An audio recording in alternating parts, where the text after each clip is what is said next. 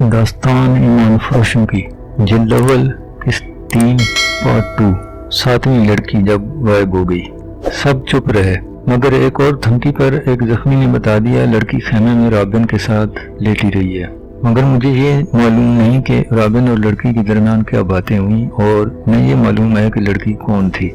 Robin का भी सिर्फ नाम मालूम है और कुछ नहीं। वो इस कैंप में आने तक बिल्कुल तंदुरुस्त था। यहाँ आकर वो इस तरह कराने लगा जैसे उसे अचानक दौरा पड़ गया हो। इसके बाद अली एक मुहाफिज की रहनुमाई में उन 5 आदमियों को देखने चला गया जो ताजरों के रूप में दूर खैमाजन थे। मुहाफिजा ने अली को बताया उनके पास कल 2 ऊँट थे, आज एक ही है। यही इशारा काफी था। वो इस सवाल का कोई तसल्ली बख्श जवाब न दे सके कि दूसरा ऊँट किधर गया। दूसरे ऊँट के पाँव के निशान मिल गए। अली ने उन्हें कहा, तुम्हारा जुर्म मामूली चोरी चकारी नहीं, तुम एक पूरी सल्तनत और इसकी तमाम तर आबादी के लिए खतरा हो, इसलिए मैं तुम पर जरा भी रहम नहीं करूंगा। क्या तुम ताजिर हो? सब ने कहा, जनाब हम ताजिर हैं, हम बेगुनाह हैं। अली ने कहा, अपने हाथों की पुष्ट दिखाओ। अली ने सब के बाएं हाथ के अंगूठे और शहादत की उंगली की दरमियानी जगह देखी और एक आदमी को पकड़कर घसीट लिया। बताओ कमान और तरकश कहाँ छुपाई है? उसने मासूम बनने की बहुत कोशिश की। अली ने एक मुहाफिज को बुलाकर उसके हाथ की उसी जगह निशान दिखाकर कहा, यह सुल्तान अयूबी का बेहतरीन तीरंदाज है और ये निशान इसका सबूत है कि ये तीरंदाज है। उसके अंगूठे की उल्टी तरफ एक मदम सा निशान भी था, जैसे वहाँ बार बार कोई चीज रगड़ खाती रही हो। ये तीरों की रगड़ के निशान थे। तीर दाएं हाथ से पकड़ा जाता है, कमान बाएं हाथ से पकड़ी जाती है। तीर का अगला हिस्सा बाएं हाथ के अंगूठे पर होता है और जब तीर कमान से निकलता है तो अंगूठे पर रगड़ खा जाता है।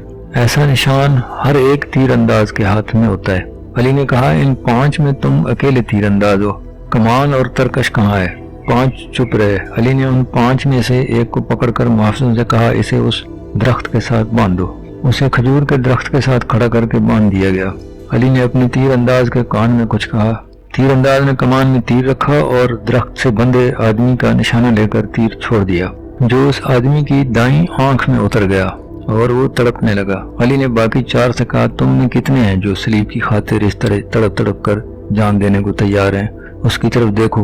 उन्होंने देखा, वो आदमी चीख रहा था, तड़प रहा था, उसकी आंख से खून उबल रहा था।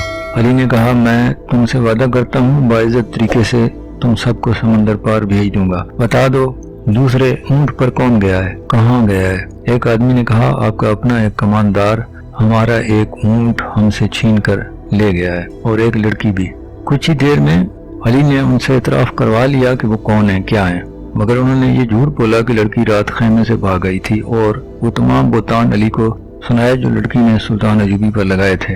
अली ने मुस्कुरा कर कहा, तुम 5 तरबियत याफ्ता अस्करी और एक आदमी तुमसे लड़की भी ले गया, ऊंट भी।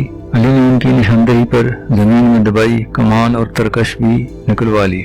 उन 4 को खैमगाह में भिजवा दिया। 5वां आदमी तड़प तड़प कर मर चुका था। ऊंट के पांव के निशान साफ नजर आ रहे थे। अली ने फौरन 10 सवार बुलाए और उन्हें लेकर ऊंट के पीछे रवाना हो गया। 14-15 घंटों का फर्क था। ऊंट को ज्यादा आराम की भी जरूरत नहीं थी, क्योंकि ऊंट पानी और खुराक के बगैर 6-7 दिन तरोताजा रह सकता है, जबकि घोड़ों को रास्ते में कई बार आराम, पानी और खुराक की जरूरत थी। इन अनासर ने ताकुब नाकाम बना दिया। ऊंट ने 14-15 घंटों का फर्क पूरा न होने दिया, क्योंकि फखर अल मिस्री ने ताकुब के पेश नजर क़याम बहुत ही कम किया था। अली को रास्ते में सिर्फ एक निशानी मिली। एक थैला था जिसमें खाने पीने की चीजें थीं। इसी थैले में एक और थैला था, उसमें भी वही चीजें थीं। अली ने उसे सूंघ कर देखा तो इन अशिया में हशीश मिली हुई थी। रास्ते में 2 जगह ही आसार मिले जहाँ ऊंट रुका और सवार बैठे रहे। वहाँ खजूरों की गुठलियां, फलों के बीज और छिलके पड़े थे। हम अली के ज़हन में यह शक न आया कि फखर अल मिस्री को हशीश के नशे में लड़की अपने मुहाफिज के तौर पर साथ ले जा रही है। फखर अल मिस्री और मोबी बहरहाल उनके हाथ न आए। वो लोग मंजिल पर पहुंचने से पहले ही पकड़े भी जाते तो कोई फर्क न पड़ता, क्योंकि सूडानी लश्कर में नाजी खौरोश और उनके साथी जो जहर फैला चुके थे वो असर कर गया था। फातमी खिलाफत के वो फौजी सरबराह जो बराए नाम जर्नैल और दरअसल हाकिम बने हुए थे, सुल्तान सलाउद्दीन को नाकाम अमीर और बेकार हाकिम साबित करना चाहते थे। मुसलमान हुक्मरान हरम में सलीबी जासूस लड़कियों के असीर हो गए थे। हुकूमत का कारोबार खुद साख्ता अफसर चला रहे थे। جو منمانی اور عیش و عشرت کر رہے تھے۔ وہ نہیں چاہتے تھے کہ ایوبی جیسا کوئی مذہب پسند قائد امت کو جگا دے اور حکمرانوں اور سلطانوں کو حرم کی جنت سے باہر حقائق کی دنیا میں لے آئے۔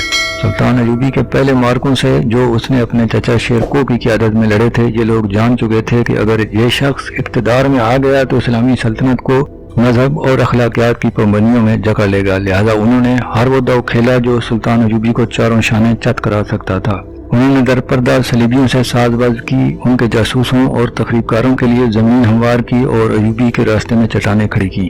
اگر نور الدین جنگی نہ ہوتا تو آج نہ صلاح الدین ایوبی کا تاریخ میں نام ہوتا، نہ آج نقشے پر اتنے سارے اسلامی ممالک نظر آتے۔ نور الدین جنگی نے ذرا سے اشارے پر بھی سلطان ایوبی کو کمک اور مدد بھیجی۔ صلیبیوں نے مصری فوج کے سودانیوں کے بلاوے پر بحیرہ روم سے حملہ کیا تو نور الدین جنگی نے اطلاع ملتے ہی خشکی پر صلیبیوں کی ایک مملکت پر حملہ کر کے ان کے اس لشکر کو مفلوج کر دیا جو مصر پر حملہ کرنے کے لیے جا رہا تھا۔ دوسری طرف سلطان ایوبی کا نظام جاسوسی ایسا تھا کہ اس نے سمندر سے حملہ آور صلیبیوں کا بیڑا غرق کر دیا۔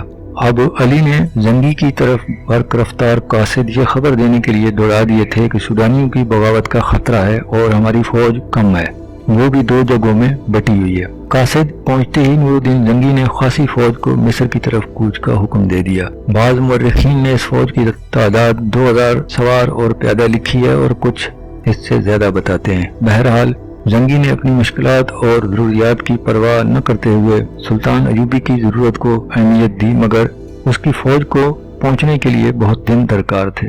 مسلمان نام نہاد فوجی اور دیگر سرکردہ شخصیتوں نے دیکھا کہ مصر میں سلطان ایوبی کے خلاف بے اطمینانی اور بغاوت پھوٹ رہی ہے تو انہوں نے اسے ہوا دی، درپردہ سودانیوں کو اکسایا اور اپنے مخبروں کے ذریعے یہ بھی معلوم کر لیا کہ سودانیوں کے سالاروں کو مروا کر خفیہ طریقے سے دفن کر دیا گیا ہے۔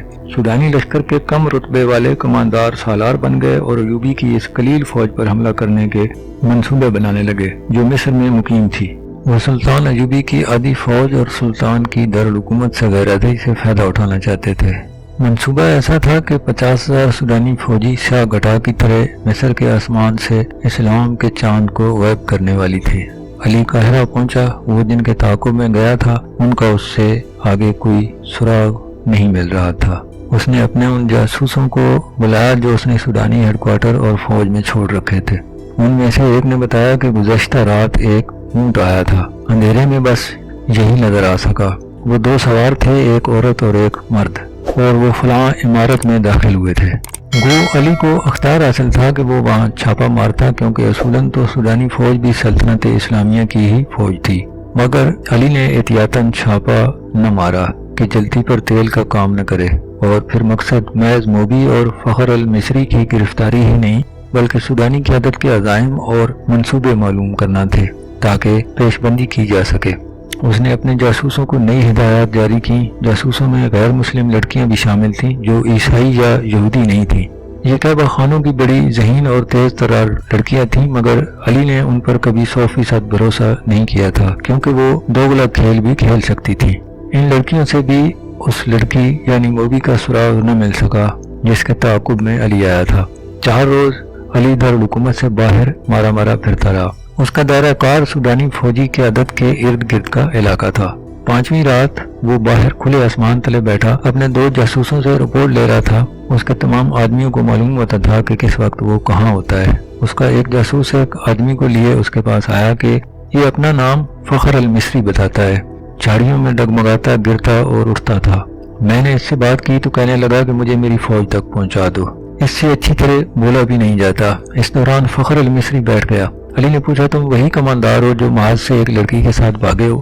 فخر نے لڑکھڑاتی زبان میں کہا میں سلطان صلاح الدین کی فوج کا بگورا ہوں، سزا موت کا حقدار ہوں، لیکن میری پوری بات سن لیں ورنہ آپ سب کو سزا موت ملے گی۔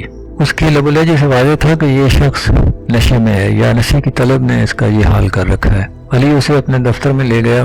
اسے وہ راستے سے ملا، تھیلا دکھا کر پوچھا یہ تھیلا تمہارا ہے؟ تم اس سے یہ چیزیں کھاتے رہے ہو؟ فخر نے بتایا ہاں، وہ مجھے اسی سے کھلاتی رہی تھی۔ علی نے تھیلے سے چیزیں نکال کر سامنے رکھ لی تھی۔ فخر نے دیکھتے ہی جھپٹ کر مٹھائی نما ایک ٹکڑا اٹھا لیا۔ علی نے جھپٹ کر اس کے ہاتھ پر ہاتھ رکھ دیا۔ فخر نے بے تابی سے کہا خدا کے لیے مجھے کھانے دو، میری جان اور روح اسی میں ہے۔ مگر علی نے اس سے وہ ٹکڑا چھین کر کہا مجھے ساری واردات سناؤ پھر یہ ساری چیزیں لے لینا۔ فخر نے ڈھال بے جان ہوا جا رہا تھا تو علی نے اسے ایک سفوف کھلا دیا جو حشیش کا توڑ تھا۔ فخر نے تمام تر واقعہ سنا دیا کہ وہ کیمپ سے لڑکی کے تعاقب میں کس طرح نکلا۔ تاجروں نے اسے قہوہ پلایا جس کے اثر سے وہ کسی اور ہی دنیا میں جا پہنچا، یعنی صلیبی جاسوسوں نے اس سے جو باتیں کی تھی، لڑکی کے ساتھ اونٹ کا سفر، راستے کا قیام، لڑکی کا اسے خاص تھیلے سے کھلانا، اس کا خود کو بادشاہ سمجھنا، لڑکی کی محبت کی یقین دہانیاں، شادی کے وعدے، سوڈانی کماندار تک پہنچانے کی شرط، اس کا لڑکی کو راستے میں ہی بیوی بنانے کی کوشش، مگر لڑکی کا باہوں میں لے کر سوکھے پیار سے ٹرخانا سب بتا دیا۔ اسے محسوس تک نہ ہوا کہ لڑکی اسے حشیش اور اپنے حسن و شباب کے قبضے میں لیے ہوئے ہے۔ تیسرے پڑاؤ میں جب انہوں نے کھانے پینے کے لیے اونٹ روکا تو تھیلا غائب پایا جو اونٹ کے دوڑنے سے کہیں گر پڑا تھا۔ لڑکی نے اسے کہا واپس چل کر تھیلا ڈھونڈتے ہیں، لیکن فخر المصری نے کہا وہ بھگوڑا فوجی ہے، خدشہ ہے کہ اس کا تعاقب ہو رہا ہوگا۔ لڑکی ضد کرنے لگی کہ تھیلا ضرور ڈھونڈیں گے۔